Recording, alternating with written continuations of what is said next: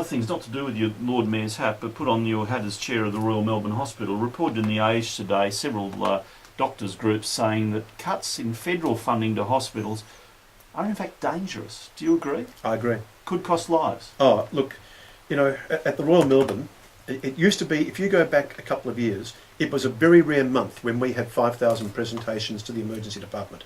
It happens every month now, every single month. And those people need a bed. And we're also dealing with a very heavy trauma load, you know, coming in by helicopter, the sickest people from around the state.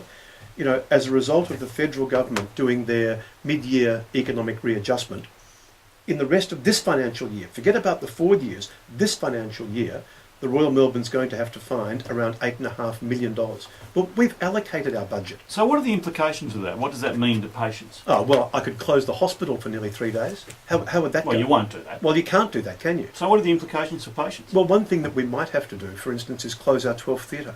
You know, that does at least 2 sessions a day. So that increases waiting lists. That's right, and it pushes back waiting lists even more because we're doing emergency ones that can't be put off. So is it potentially putting lives at risk? I believe it is. I believe it is. I mean, you know, we're already under huge pressure. You know, I opened up, look, yesterday I opened up a new cardiac catheter lab, $2.5 million worth of machine that just does the most remarkable work, particularly in elderly patients. So instead of spending 3 and 4 days in intensive care, we use this wonderful piece of equipment, you know, for aortic valves and these sorts of things. You know, 82-year-old patient home in 2 days last week. You know, that's the sort of intervention that we do on desperately sick and very vulnerable patients. But we are squashed. We are packed full. I can't ask my people to work any harder or any better. And, you know, in hospitals we operate on, pardon the pun, but on a knife's edge.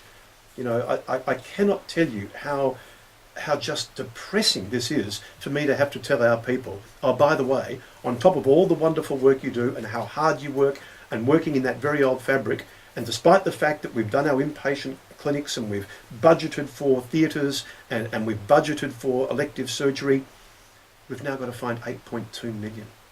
You know, I can't tell you the effect on morale that will have for our executive who have to make these tough decisions and our clinicians who have to front our patients and say, I'm sorry, you've been waiting for 6 months, it now might be 12 months or 18 months.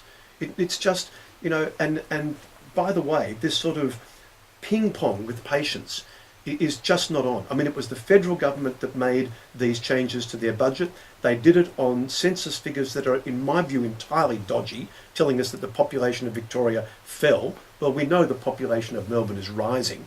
You know, the ABS tells us that, you know, we're growing very rapidly. These are people's lives that they're messing with. Thank you for your time. Welcome, Neil. Lord Mayor, Councillor Robert Doyle, well, that was his role as chair of the Royal Melbourne Hospital.